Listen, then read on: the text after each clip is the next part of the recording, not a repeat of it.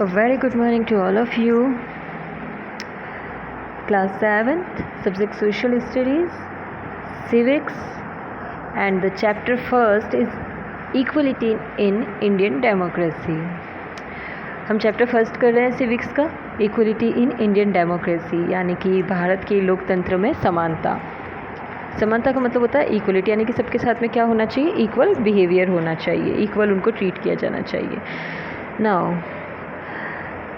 Today's topic is equality in Indian democracy. आज हम क्या देखेंगे, इक्वलिटी देखेंगे इंडियन डेमोक्रेसी में। जो एक्चुअली चैप्टर है, जो चैप्टर का नेम है, वो ही आज हमारा टॉपिक है। The constitution of India holds every citizen equal.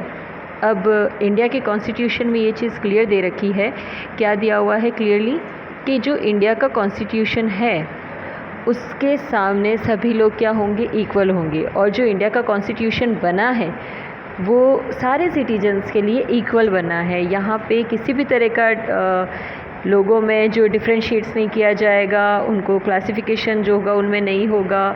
कोई भी जो वर्क्स हैं, राइट्स हैं, उनका कहीं कंट्रीब्यूशन या डिस्ट्रीब्यूशन या शिफ्टिंग वगैरह नहीं होगा। ऐसा नहीं है कुछ राइट्स हैं जो सिर्फ अपर क्लासेस को मिलेंगे, कुछ पर्टिकुलर कास्ट को मिलेंगे, ऐसा नहीं होगा। This means all Indians irrespective of caste, religion, age, sex, place of birth, education और economic status are recognised as equal and must be treated with dignity. सभी लोगों को डिग्निटी के साथ में ट्रीट किया जाएगा। डिग्निटी मतलब उनको एक सेल्फ रेस्पेक्ट जो होती है ना, उनकी रेस्पेक्ट करते हुए उनको ट्रीट किया जाएगा।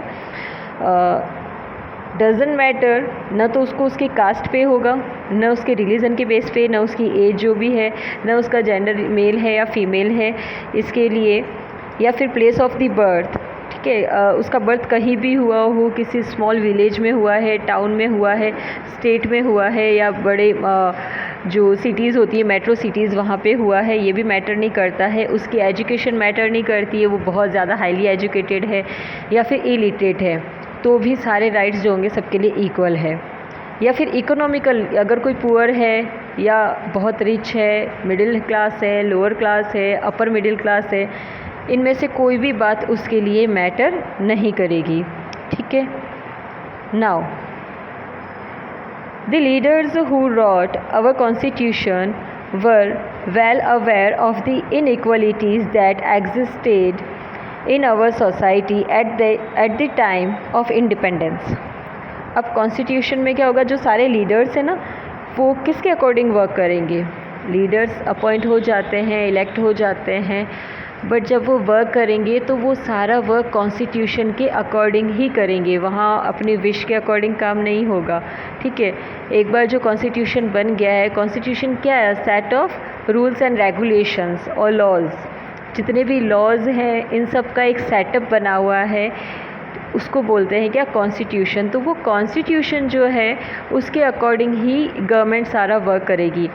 जैसे अगर कोई प्रॉब्लम आ गई है, ड्रॉट आ गया है, अकाल पड़ गया है, सूखा पड़ गया है, तो फार्मर्स हैं उनके ऊपर अगर कोई लोन है, तो ये कॉन्स्टिट्यूशन में है ये वाला लॉ बनाया हुआ कि गवर्नमेंट क्या करेगी, उनको इकोनॉमिकली फैसिलिटीज़ प्रोवाइड करवाएगी, उनको सपोर्ट करेगी फिनेंशियली। नाउ अब क्या होगा, कॉन्स्टिट्यूशन वर वेल अवेयर, इन सब चीज़ों के लिए बहुत अच्छे से अवेयर है अपना जो कॉन्स्टिट्यूशन है वो, और उसके इसी अवेयरनेस की वजह से जो भी इंडिया के सिटीजन्स हैं उनको कभी कोई भी प्रॉब्लम जो है वो फेस नहीं करनी पड़ती है, ठीक है। Now keeping all this in mind, ऐसी सारी सोसाइटी की जो प्रॉब्लम्स होती है ना, चाहे वो स्मॉल लेवल की पर्सन्स हैं या बिजनेसमैन हैं या लार्ज स्केल के इंडस्ट्रियलिस्ट हैं, सभी लोगों को ध्यान में रख के जो कॉमन प्रॉब्लम्स हो सकती है सबकी, उन सारी प्रॉब्लम्स को ध्यान में रख के, माइंड में रख के कॉन्स्टिट्यूशन को बनाया हुआ है, उसके सारे लॉज जो है वो बनाए हुए हैं। Now they laid down provisions in the constitution to ensure equality to all citizens of India. और सारे लॉज जो हैं वो इस तरह से बनाए हुए हैं जिसमें सबके लिए इक्वल बने। सपोज़ अगर कोई पर्सन है, मान लो अगर उसने कोई भी चीटिंग की है, चीटिंग कैसी भी हो सकती है, उसने अगर कोई रॉबरी की है, अगर कोई एक बहुत ज़्यादा पुअर क्लास का पर्सन है तो उसको भी वही पनिशमेंट मिलेगी। जो अगर कोई रिच पर्सन ये सेम क्राइम करता है तो उसको भी वही जो है पनिशमेंट मिलेगा। यहाँ कोई भी डिस्क्रिमिनेशन नहीं होगा कि वो कोई सेलिब्रिटी है या वो कोई बहुत अच्छी पोस्ट पर है या रिच है इसीलिए उसको पनिशमेंट नहीं देंगे और अगर कोई पुअर है तो उसको पनिशमेंट देंगे, ऐसा नहीं होता है। इंडिया के कॉन्स्टिट्यूशन में ये बात है कि सब लोग जो हैं, सारे इंडियंस जो हैं, जितने भी भारतीय हैं, सबके लिए कॉन्स्टिट्यूशन क्या है, बराबर है और बराबर ही वर्क करेगा, परफॉर्म करेगा। They also made it the governments job. अब इन्होंने क्या बनाया है, सारे सेक्शंस जो है ना सोसाइटी के, उन सब के लिए गवर्नमेंट की तरफ से जो जॉब होती है ना वो बनाई हुई है। अच्छा, ये गवर्नमेंट जॉब क्या होती है? देखो, गवर्नमेंट क्या करती है ना, 2 बेसिस पे वर्क करती है। ठीक है, 2 बेसिस पे वर्क करती है। एक तो होता है उनका मिनिस्ट्री फॉर्म, ठीक है, एक होता है मिनिस्ट्री फॉर्म, दूसरा होता है administrative form. Administrative form, ministry में क्या होता है, सारे मिनिस्टर्स होते हैं, प्राइम मिनिस्टर्स हैं, प्रेसिडेंट हैं, काउंसिल ऑफ मिनिस्टर हैं, ये सारे मिनिस्टर्स आ जाते हैं उसमें। ठीक है, एमएलएस भी आ जाते हैं, पार्लियामेंट में जो अपने मेंबर ऑफ द पार्लियामेंट्स होते हैं वो आ जाते हैं। और एडमिनिस्ट्रेशन में कौन आते हैं, ऑफिसर्स आते हैं। इसमें सारे आएंगे मिनिस्टर्स और इसमें आएंगे ऑफिसर्स। ऑफिसर्स में ना सारे लोग आएंगे, जैसे पुलिस भी आएगी, पुलिस में आईपीएस ऑफिसर्स होते हैं वो आ जाते हैं। आपने मोस्ट ऑफ द टाइम सुना होगा जो कलेक्टर्स होते हैं वो आ जाते हैं इसमें ऑफिसर्स में। जितने भी गवर्नमेंट डिपार्टमेंट्स होते हैं, ऑफिस होते हैं, उनमें जो वर्क करने वाले ऑफिसर्स होते हैं वो सारे इस कैटेगरी में आ जाएंगे। तो देखो, मिनिस्ट्री का तो क्या होता है ना, इलेक्शन होता है, इनको तो क्या करते हैं, पब्लिक वोट देती है। ठीक है, तो ये वोटिंग से आते हैं। लेकिन अब वोट देने के बाद में ये जो वर्क करेंगे वो कैसे करेंगे, कॉन्स्टिट्यूशन के अकॉर्डिंग करेंगे। ठीक है, और अब ये जो कॉन्स्टिट्यूशन के अकॉर्डिंग इनको पता है, कॉन्स्टिट्यूशन इनको क्या करेगा, इंस्ट्रक्ट करता है या इंडिकेशंस देता है कि इनको क्या करना चाहिए, डायरेक्शंस देता है, ऐसे वर्क करना चाहिए। और एक्चुअली जो परफॉर्म करना होता है ना किसी भी वर्क को, तो वो परफॉर्म करने का काम जो है वो कौन करेगा, वो करते हैं ये ऑफिसर्स। ठीक है, एक्चुअली जो फॉर्म होता है ये ऑर्डर्स देने का काम करते हैं मिनिस्टर्स, और उस ऑर्डर को फॉलो करने का काम कौन करते हैं, ये ऑफिसर्स करते हैं। Okay, now the next topic is how the constitution ensures equality. अब कॉन्स्टिट्यूशन जो है वो इस चीज़ पे श्योर कैसे होगा, किस चीज़ के लिए, इक्वलिटी के लिए। The Indian Constitution of India lays down some provisions that uphold the principle of equality. अब इंडिया के कॉन्स्टिट्यूशन में कुछ ऐसे प्रोविज़न्स क्या होते हैं, ऐसे प्रावधान, मतलब कुछ ऐसे रूल्स बनाए हुए हैं। ठीक है, ये कैसे बनाए हुए हैं, जो इस चीज़ को श्योर करते हैं कि कॉन्स्टिट्यूशन वाकई में इक्वलिटी को फॉलो करता है। तो some are factors like it grants universal adult franchise. ये क्या करता है ना, यूनिवर्सल एडल्ट फ्रेंचाइजी जो है वो देता है। ठीक है, अब ये यूनिवर्सल एडल्ट फ्रेंचाइजी वो क्या होती है,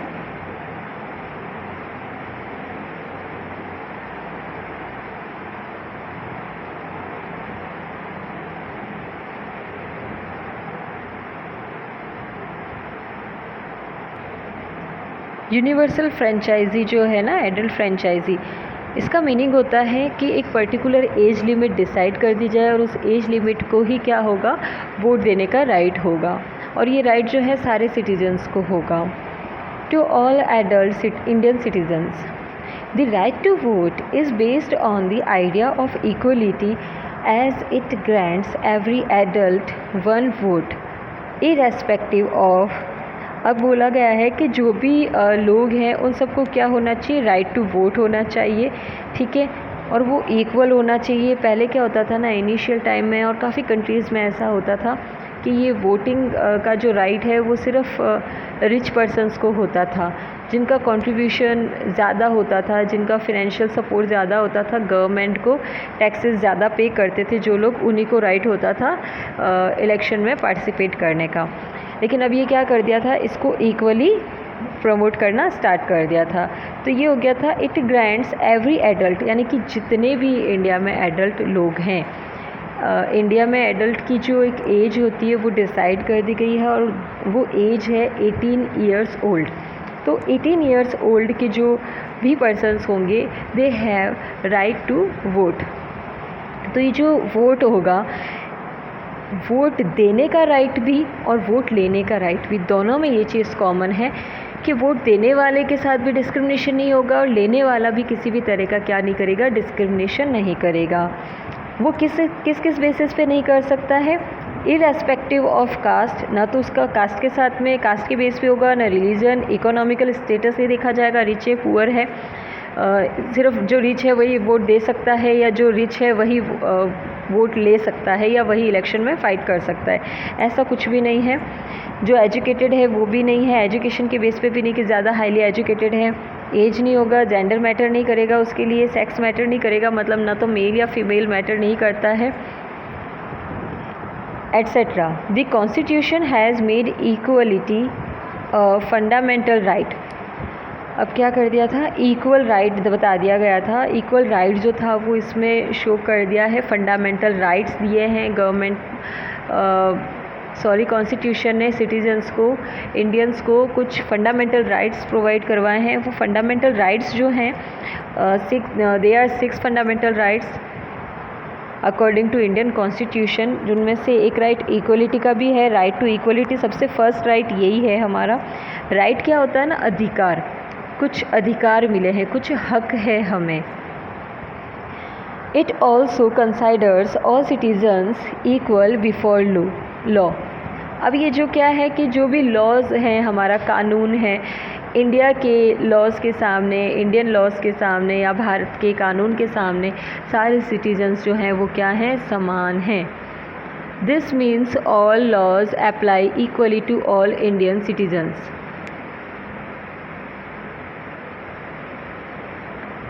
Now,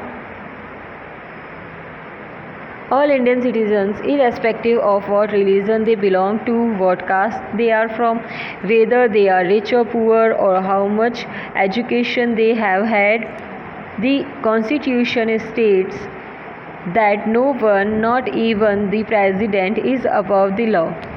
Anyone who violates law will face punishment.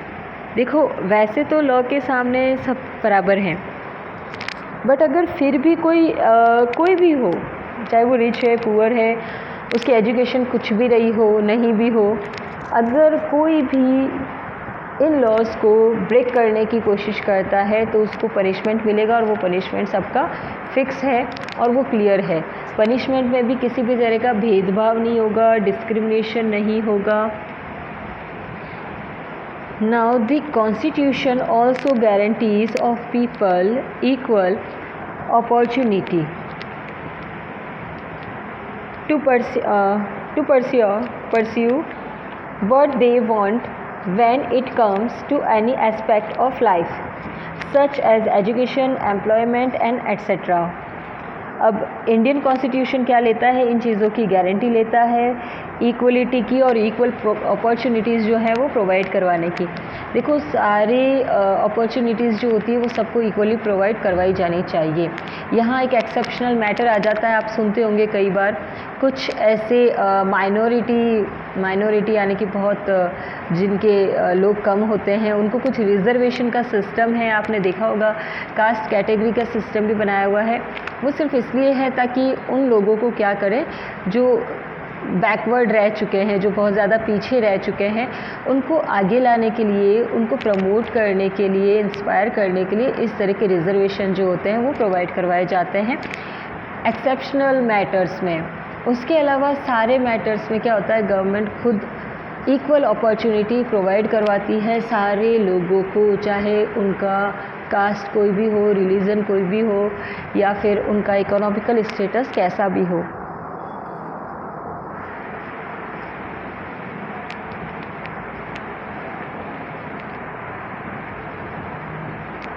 Now to pursue what they are, okay ये हो गया था एम्प्लॉयमेंट एट्सेट्रा बिफोर इंडिपेंडेंस से पहले Dalits were not allowed to enter temples. ये बहुत गलत बात है और बुरी बात है। ये एक ऐसी सोशल एविल थी जिसको ज़्यादा जल्दी दूर हो जाना चाहिए था, पता नहीं ये कहाँ से आ गई।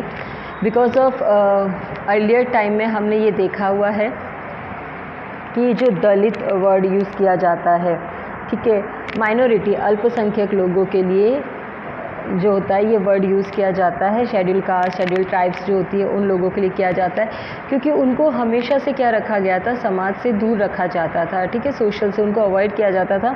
उनको इतना राइट नहीं था, किसमें, टेम्पल्स में एंट्री लेने का भी राइट नहीं था।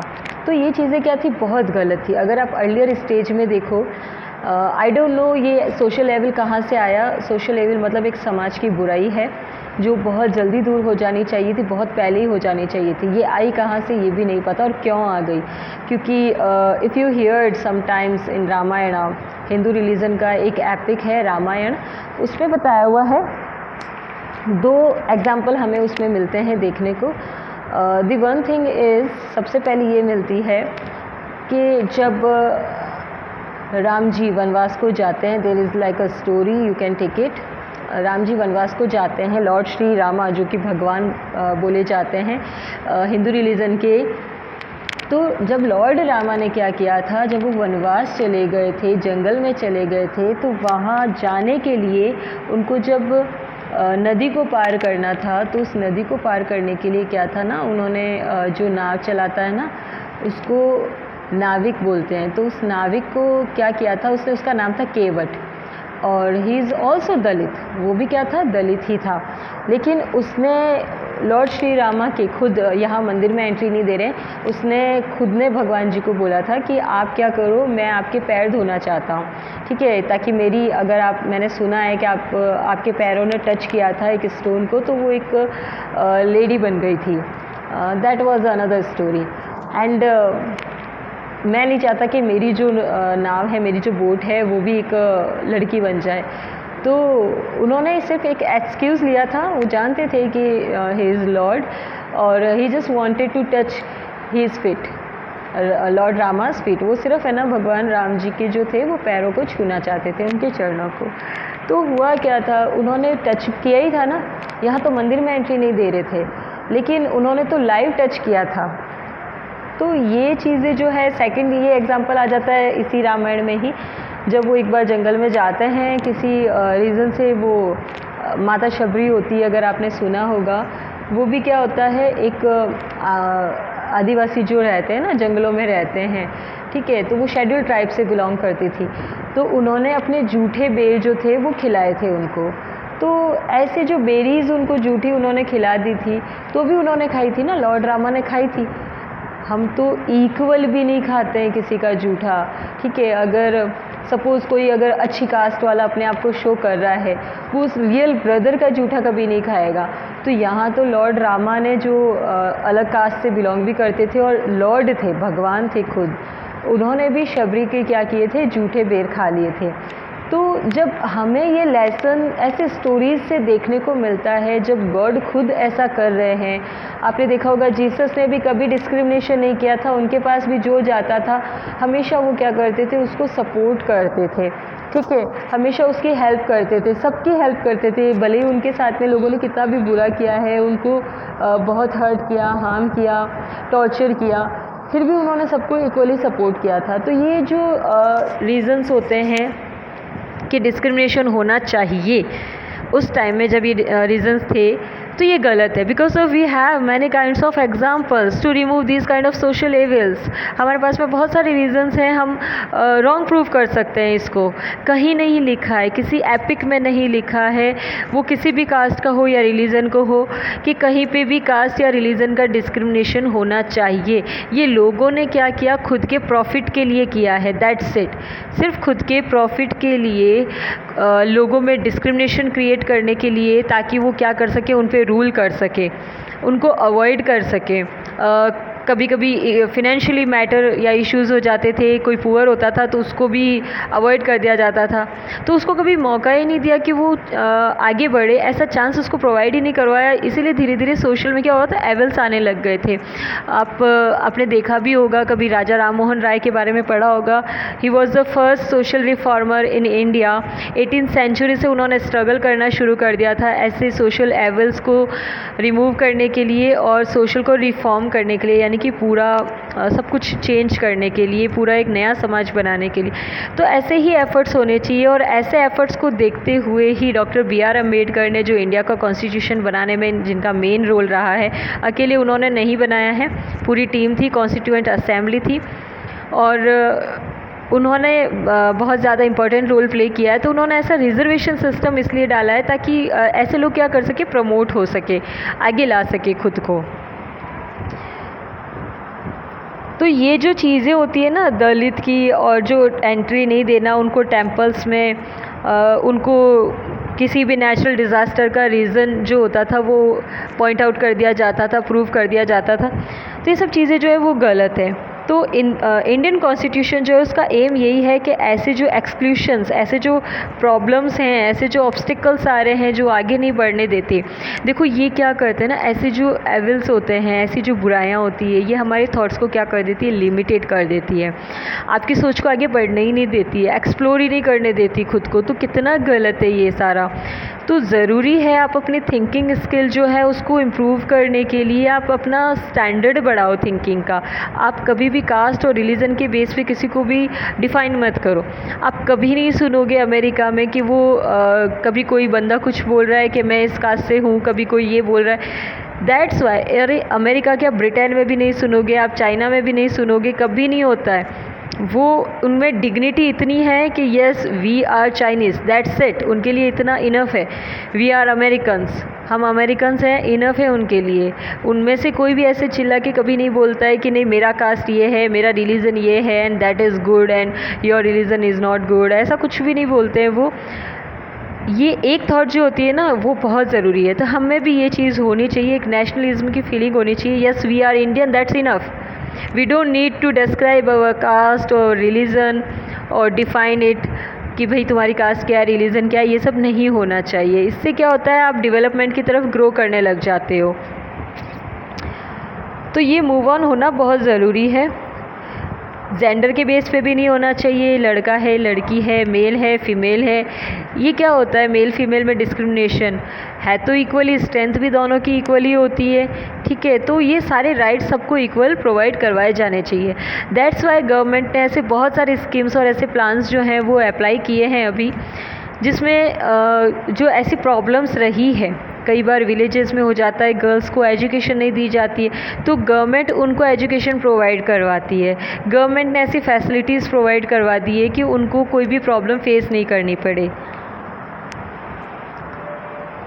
Now people the right to access all the public places. अब सारे लोगों को इतना राइट है कि वो सारे पब्लिक प्लेसेस पे क्या कर सके, जा सके। And the constitution has band untouchability. एक ये होता है अनटचेबिलिटी होता है, वो अनटचेबिलिटी भी क्या है कि कम से कम एटलीस्ट हम नहीं कर सके, जो पहले हो गया हम उसको चेंज नहीं कर सकते, but we can change our present and the future also. तो ये अनटचेबिलिटी जो है वो नहीं होनी चाहिए।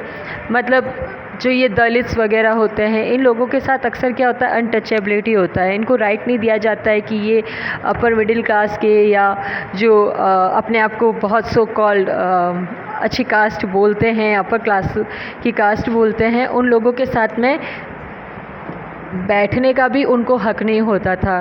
तो ये सारे जो, और छूने का तो बिल्कुल भी नहीं। तो ये अनटचेबिलिटी भी क्या है, गलत है।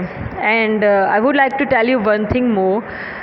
इंडियन कॉन्स्टिट्यूशन में अभी रिसेंटली जो अमेंडमेंट हुए हैं उसके बाद लास्ट एक एक्ट जो है उसको अमेंडमेंट करके बनाया हुआ है, एक्ट 155। उसके अकॉर्डिंग कोई भी किसी भी कास्ट के, स्पेशली ऐसे दलित कास्ट जो होती है या schedule caste and schedule tribes की कैटेगरीज जिनमें लोग आते हैं, उनके साथ इस तरह का डिस्क्रिमिनेशन नहीं कर सकते हैं।